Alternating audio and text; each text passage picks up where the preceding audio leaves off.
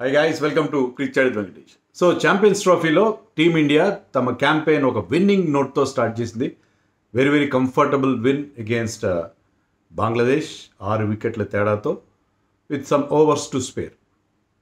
కొంచెం కష్టపడాల్సి వచ్చింది, ఇక్కడ పిచ్ అంత ఈజీగా లేదు. బట్ మన బౌలర్స్ బౌలింగ్ చేసిన విధానం, అలాగే బ్యాట్స్మెన్ ఆ చేజ్ని హ్యాండిల్ చేసిన పద్ధతి, ఇవన్నీ కూడా చాలా సాటిస్ఫాక్షన్ ఇచ్చే పరిస్థితి మనకు కనిపిస్తుంది. బట్ ఏదైనా మనకి లోపం ఉందంటే ఫీల్డింగ్ లోపం కనిపించింది. ఎందుకంటే 2 ఈజీ క్యాచెస్ డ్రాప్ అయినాయి, ఒక స్టంపింగ్ ఛాన్స్ మిస్ అయింది. దానివల్ల బంగ్లాదేశ్కి ఒక మ్యాసివ్ 154 రన్స్ పార్ట్నర్షిప్ వచ్చింది. సో అది మినహాయిస్తే ఇండియా డిడ్ రియలీ వెల్. చాలా క్లినికల్ అండ్ ఎఫిషియంట్ జాబ్. ఎలాగైతే మనం చాలా ఫేవరెట్స్గా మనం భావిస్తున్నాం, మన టీంని favourites to win this tournament, దానికి తగినట్టుగానే మన వాళ్ళు పర్ఫామ్ చేశారు. అగేన్స్ట్ సైడ్ బంగ్లాదేశ్ అంత స్ట్రాంగ్ సైడ్ కాకపోవచ్చు, న్యూజిలాండ్ అంత అసర్టివ్గా అంత ఎఫెక్టివ్గా మన వాళ్ళు పర్ఫామ్ చేసిపోవచ్చు, కానీ conditions are different. But under the conditions ఆ టఫ్ పిచ్ పైన మన వాళ్ళు చాలా చాలా ఎఫిషియెంట్గా ఈ చేజ్ని కంప్లీట్ చేశారు. And kudos to Shubman Gill, ఎందుకంటే శుభ్మన్ గిల్ ఆడిన తీరు, అతను సెంచరీ చేసి చాలా కామ్గా నాకు, ఎందుకంటే అది ఎక్కువ టైం తీసుకున్నాడు. అతను 129 balls he's taken to make 101 not out. అది స్లోయెస్ట్ 100 అంటే 2019 తర్వాత ఇండియా తరఫు నుంచి వన్డే 100s స్లోయెస్ట్ అట్. కానీ బట్ ఆ సర్కమ్స్టాన్సెస్లో అతనే మ్యాచ్ తర్వాత చెప్పినట్టు one of the most satisfying 100s వరకు. ఎందుకంటే ఆ చేజ్ని హ్యాండిల్ చేసి చివరి దాకా, స్టార్టింగ్ నుంచి ఎండ్ దాకా ఉండి ఒక రెస్పాన్సిబుల్గా వైస్ కెప్టెన్గా ఆ రెస్పాన్సిబిలిటీని అతను అద్భుతంగా నెరవేర్చాడు. So back to back 100s అది. ఎందుకంటే ఇంగ్లాండ్తో జరిగిన లాస్ట్ వన్డేలో సిరీస్లో, రీసెంట్ సిరీస్లో 100 చేశాడు. ఆ సిరీస్లో ఇంకో 2 50s కూడా చేశాడు. సో ఆ పర్పుల్ ప్యాచ్, ఆ wonderful rich vein of form continue అవుతుంది. సో శుభ్మన్ గిల్ ఒకసారి ఫామ్లోకి వస్తే అతను పట్టుకోవడం కష్టం. సో అది ఇక్కడ మరొకసారి ప్రూవ్ అయింది. అలాగే మహమ్మద్ షమీని మనం మిస్టర్ ఐసీసీ అనాలి. మనం ఇదివరకు మిస్టర్ ఐసీసీ అని చెప్పి మనం శిఖర్ ధవన్ అనేవాళ్ళం, కానీ మహమ్మద్ షమీ కూడా ఐసీసీ ఈవెంట్స్లో ఎప్పుడు కూడా బ్రహ్మాండంగా పర్ఫామ్ చేస్తారు. 2015లో he was our highest wicket taker. మన టీం నుంచి ఇంక 15 వికెట్స్ ఇస్తున్నాడు, హైయెస్ట్ వికెట్ టేకర్. అండ్ రీసెంట్గా 2023 వరల్డ్ కప్లో చూసాం కదా, he was the number 1 wicket taker for the entire tournament and he was best bowler on view. మరి ఇక్కడ మనం అనుకున్నాం కదా, అతను రిథంలో లేడు, పేస్ డౌన్ ఉంది, ఏంటబ్బా కొంచెం బెంగ పెట్టుకున్నాం. ఈరోజు మార్నింగ్ కూడా I was doing a TV show for one channel, అక్కడ కూడా చెప్పాను ఏమైనా లోపాలు ఉన్నాయంటే షమీ ఎందుకు అంత మంచి రిథంలో కనపట్లేదు, షమీ ఫామ్లోకి రావాలని చెప్పి. సో బ్రహ్మాండంగా ఫామ్లోకి వచ్చాడు. సో ఎప్పుడైతే ఐసీసీ టోర్నమెంట్ అనగానే అతను ఎలా రెచ్చిపోతాడో, అందుకే ఒక 5 వికెట్ హాల్ అతనికి. స్టార్టింగ్లో 2 వికెట్లు తీశాడు, కానీ కేమ్ బ్యాక్ థర్డ్ స్పెల్లో మరి 3 వికెట్లు తీశాడు. నాకు నచ్చింది ఏంటంటే Shami is not known for his slower ones, కానీ he was running his fingers across the ball and ఆ స్లోయర్ వన్స్తో కూడా వికెట్లు తీశాడు. సో ఆ వేరియేషన్స్ అతను చూపించాడు. అలాగే ఆ 5 వికెట్ హాల్ అలాంటి పిచ్ మీద అంత ఈజీ ఏం కాదు. సో ఈ బౌల్డ్ వండర్ఫుల్లీ వెల్. సో అతని బౌలింగ్ వల్ల అండ్ ఈ was ably supported by Harshit Rana and also spinners Axar Patel and others. దానివల్ల ఇండియా బంగ్లాదేశ్ని 222కి మాత్రమే రెస్ట్రిక్ట్ చేయగలిగింది. సో ఈజీ చేయాలనుకున్నాం, కానీ అంత ఈజీ ఏమి కాలేదు, ఎందుకంటే పిచ్ చాలా స్లోగా ఉంది. దాని మీద బౌండరీలు కొట్టడం చాలా కష్టం, సింగిల్స్ 2స్తో పబ్బం గడుపుకోవాలి.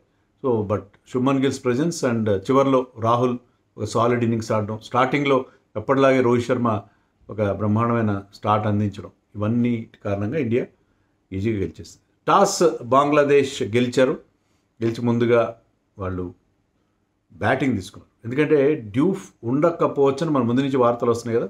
సో డ్యూ ఉండకపోవచ్చని వార్తలు వచ్చినాయి, కానీ రోహిత్ శర్మ ఏం చెప్పాడంటే, నేను టాస్ గెలిచుంటే మేము ముందుగా మేము బ్యాటింగే మేము కూడా మేము ఫీల్డింగ్ చేస్తుండేవాళ్ళు, ఎందుకంటే సెకండ్ టైం బ్యాటింగ్ ఇక్కడ ఇంతకుముందు మేము గతంలో ఆడినప్పుడు అండర్ లైట్స్ ఈజీగా ఉందని అనిపించింది అని అన్నాడు.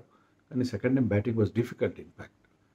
బహుశా పాకిస్తాన్తో ఆడేటప్పుడు ఇండియా కనుక టాస్ గెలిస్తే ముందుగా బ్యాటింగ్ చేయడం బెటర్ ఏమో అనిపిస్తుంది. ఇన్ కేస్ డ్యూ ఉండదని ఒక మనకి ఏదైనా నమ్మకం కలిగితే I think better not to bowl first అని అనిపించింది. So Bangladesh had a horrific start, దారుణమైన స్టార్ట్. షమీ స్టార్టింగ్లో 2 వికెట్లు తీశాడు. సో వికెట్లు పడుతూనే ఉన్నాడు, వికెట్లు పడుతూనే ఉన్నాయి. హర్షిత్ రాణా ఒక వికెట్ తీశాడు. సో ఎవ్వరూ నిలబడని పరిస్థితి. సౌమ్య సర్కార్ కానీ, తర్వాత వచ్చిన బ్యాటర్స్ కానీ ఎవ్వరూ వాళ్ళ కెప్టెన్ శాంతో కూడా వచ్చి రావడంతో అవుట్ అయిపోయాడు. ముష్ఫికుర్ రహీం అంత చాలా చాలా డిపెండబుల్ బ్యాట్స్మెన్, అతను అవుట్ అయ్యాడు. అక్షర్ పటేల్ తీసుకొచ్చారు పవర్ ప్లేలో, అతను వెంటనే 2 వికెట్లు తీశాడు. So at one stage they were 35 for 5, they reduce to 35 for 5. So ఆ స్టేజ్లో మ్యాచ్ చాలా తొందరగా అయిపోద్ది, మనకి 7-8 కల్లా మ్యాచ్ అయిపోతుంది అన్నట్టుగా అనిపించింది. అంత ప్యాథటిక్గా స్టార్ట్ చేశారు వాళ్ళు, అంత ప్యాథటిక్గా స్టార్ట్ చేశారు.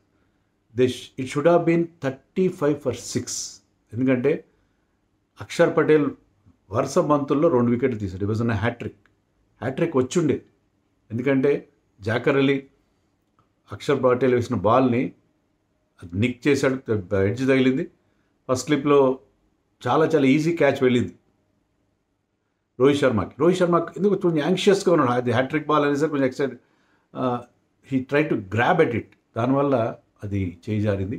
Rohit Sharma felt very bad డెఫినెట్గా, ఎందుకంటే అది అక్షర్ పటేల్ కెప్టెన్ అయ్యండి ఒక తమ ప్లేయర్కి ఒక హ్యాట్రిక్ని పోగొట్టడం, డినై చేయడం కావాలని కాకపోవచ్చు, కానీ చాలా బాధ అనిపించింది అతనికి. సారీ చెప్పాడు తర్వాత, బట్ ఆ క్యాచ్ మాత్రం పట్టుకుని ఉంటే మ్యాచ్ వేరు తొందరగా అయిపోయింది, ఎందుకంటే ఆ తర్వాత పెద్ద బ్యాటింగ్ లేదు వాళ్ళు. బట్ ఆ last recognised pair Jaker Ali along with centurion Towhid Hridoy, one of the most talented player. ఫ్యూచర్లో బంగ్లాదేశ్ క్రికెట్కి అతనే ఒక ఫ్యూచర్ స్టార్ అయ్యే అవకాశం ఇప్పటికే క్లియర్గా అనిపిస్తుంది. ఫస్ట్ వన్డే ఇంటర్నేషనల్ 100 అతనికి, అండ్ ఈ బ్యాటెడ్ బ్యూటిఫుల్.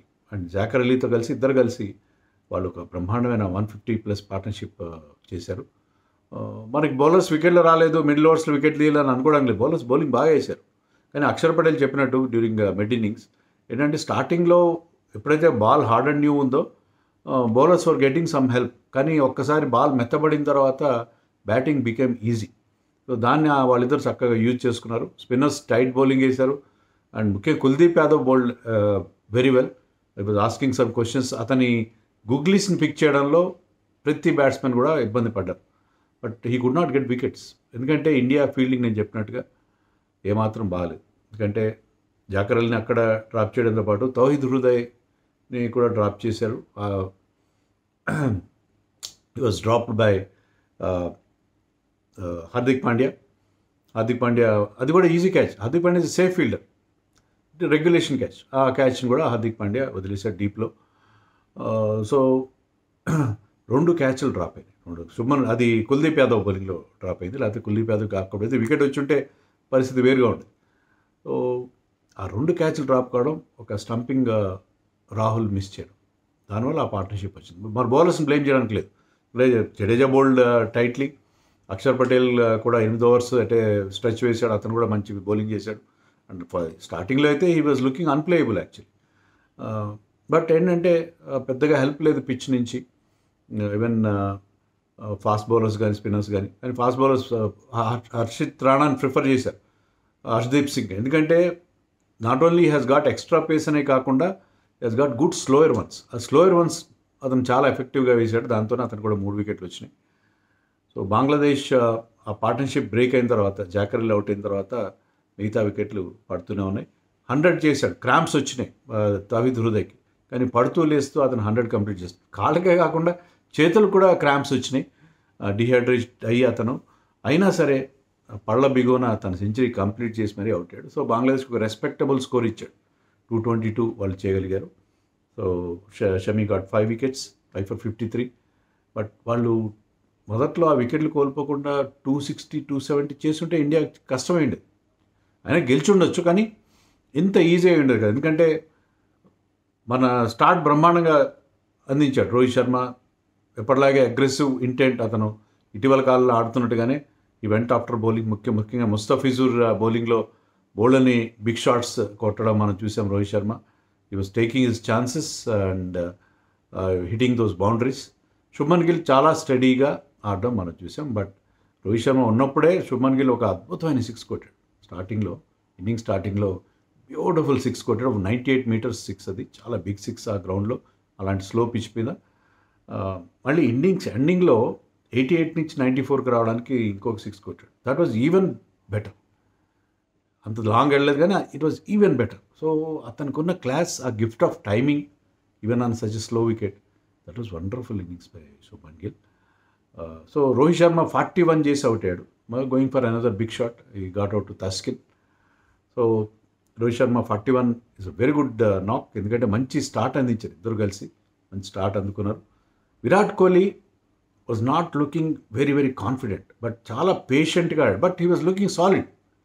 అతను ఎలాంటి ఇబ్బంది లేదు, సాలిడ్గా ఆడుతున్నాడు. బట్ ఒకే ఒక బౌండరీ వచ్చింది, బట్ సింగిల్స్ తీసుకుంటూ మొత్తం మీద 22 రన్స్ చాలా పేషెంట్గా చేశాడు. చాలా పేషెంట్గా, తొందరపడాల్సిన అవసరం కూడా లేదు, ఎందుకంటే విరాట్ కోహ్లీ నోస్ చేజ్ ఎట్లా ప్లాన్ చేసుకోవాలో తెలుసు అతనికి.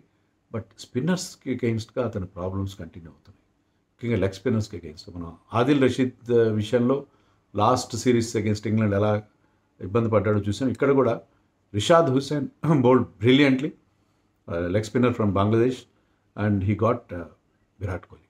అంతకుముందు బాల్ బాగా టర్న్ అయింది, బీట్ చేశాడు అతని బ్యాట్ని.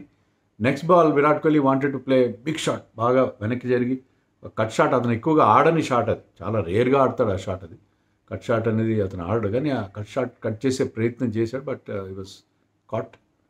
సో విరాట్ కోహ్లీ 22 చేసి అవుట్ అయ్యాడు. సో అది కొంచెం, కానీ Virat Kohli can come back. Virat Kohli ఇలాంటి ఛాలెంజెస్ ఫేస్ చేస్తాడు, కానీ ఆ కాన్ఫిడెన్స్ విషయంలో కొద్దిగా ఇప్పటికీ కొంచెం లో ఆన్ కాన్ఫిడెన్స్ ఉన్నట్టుగా అనిపించింది. But even Shreyas Iyer looked good, కానీ ఒక క్యాజువల్ షాట్ కొట్టి అవుట్ అయ్యాడు. ఈ వాంటెడ్ టు క్లియర్ ఇన్ఫీల్డ్, కానీ అది ఇన్ఫీల్డ్ క్లియర్ చేయలేకపోయాడు. సాఫ్ట్ డిస్మిసల్ అని చెప్పాలి, 15 రన్స్ మాత్రం చేశాడు. బట్ తర్వాత అక్షర్ పంపించారు. ఇప్పుడు నెంబర్ 5లో అక్షర్ పంపిస్తున్నారు కదా, లెఫ్ట్ హ్యాండర్ కావాలని చెప్పి. బట్ అక్షర్ పెద్ద షాట్స్ అంటే కొంచెం కౌంటర్ అటాక్ చేయమని అతనికి ఇచ్చిన బ్రీఫ్ అది.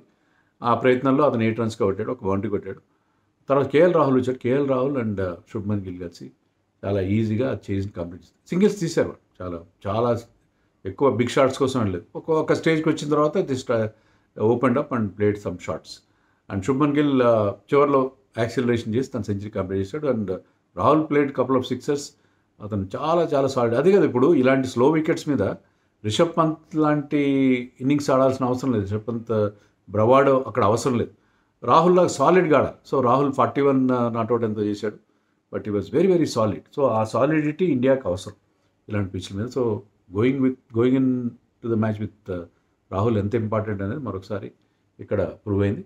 అండ్ రాహుల్ శుభ్మన్ గిల్ మొదటి నుంచి చివరి దాకా, తర్వాత మ్యాచ్ తర్వాత చెప్పాడు ఏంటంటే, నన్ను ఒక ఎండ్లో కంటిన్యూ అవ్వమని నాకు మెసేజ్ వచ్చింది. అలాగే he did not take any chances. మనం ఇంతకుముందు కూడా చాలాసార్లు చెప్పుకున్నాం కదా, శుభ్మన్ గిల్ ఒకసారి 20-30 దాటాడంటే వీల్ మేక్ ఇట్ కౌంట్, దాన్ని పెద్ద ఇన్నింగ్స్గా కన్వర్ట్ చేస్తారు. అలాగే కన్వర్ట్ చేసి సెంచరీ చేశారు. సో శుభ్మన్ గిల్ లాంటి టాలెంట్ ఉండడం వల్ల మీకు అడ్వాంటేజ్ అని అంటే, విల్ ప్లే లాంగ్ ఇన్నింగ్స్. మిగతా వాళ్ళు they can take chances and play some shots. So Shubman Gill innings చాలా చాలా క్రూషల్. సో సెంచరీ కంప్లీట్ చేసుకుని once again man of the match award గెలుచుకున్నాడు. More rightly deserving candidate. So India గెలిచింది. కొంచెం కష్టపడాల్సి వచ్చింది, బట్ ఆ పిచ్ అలాంటిది. బట్ చాలా ఎఫిషియెంట్ పర్ఫార్మెన్స్ ఫ్రమ్ ఇండియా అని నేను